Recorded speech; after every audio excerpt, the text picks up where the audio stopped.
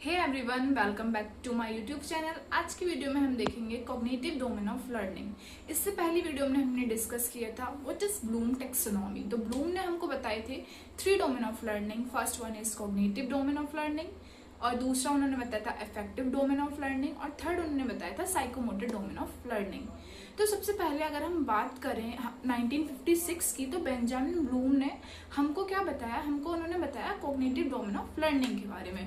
उसमें उन्होंने हमें बताए थे 6 स्टेप। सबसे लोएस्ट लेवल ऑफ लर्निंग उन्होंने बताया था कि सबसे पहले लोएस्ट लेवलिंग में क्या था कि रिमेम्बरिंग।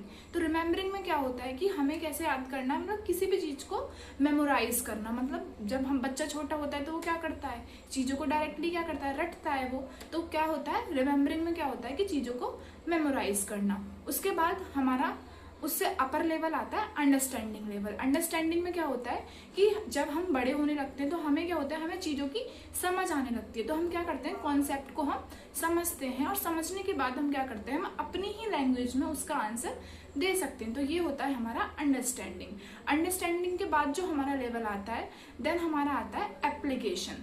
अब apply, we can say application और अप्लाई। तो अप्लाई में क्या होता है कि जब हमें चीज़ों की समझ होने लगेगी, जब हम आंसर्स को अपनी लैंग्वेज में दे सकते हैं, तो हम क्या करेंगे, अब उन्हीं चीज़ों को हम क्या करेंगे, रियल लाइफ के कंसेप्ट्स में क्या करेंगे, उसको अप्लाई। नेक्स्ट होता है हमारा जो लेवल है next, that is analyse. Analyse में क्या होता है कि अब हमको क्या हुआ कि अब हमें इतनी सारी चीज़ें समझ में आ गई। तो अब क्या हुआ कि एनालाइज में क्या देखते हैं हम कि हमें इतनी समझ हो जाती है कि हम चीज़ों को क्या कर सकते हैं, तोड़ तोड़ के उनको एनालाइज कर सकते हैं। देन एनालाइज के बाद हमारा जो हायरार्की में आएगा, दैट इज एवेल्युएट। एवेल्युएट में क्या होता है कि मतलब जब हमने चीज़ों को तोड़ तोड़ के देख लिया, एनालाइज कर लिया, तो हम क्या कर सकते हैं, हम इवेल्युएट कर सकते हैं कि क्या चीज़ हमारी सही है और क्या चीज़ हमारी गलत है। हमारे अंदर इतनी कैपेबिलिटी आ जाती है कि हम चीज़ों को क्या कर सकते हैं, हम बता सकते हैं कि ये चीज़ हमारी गलत है और ये चीज़ हमारी सही है। तो ये होता है हमारा इवेल्युएट या इवेल्यूएशन में।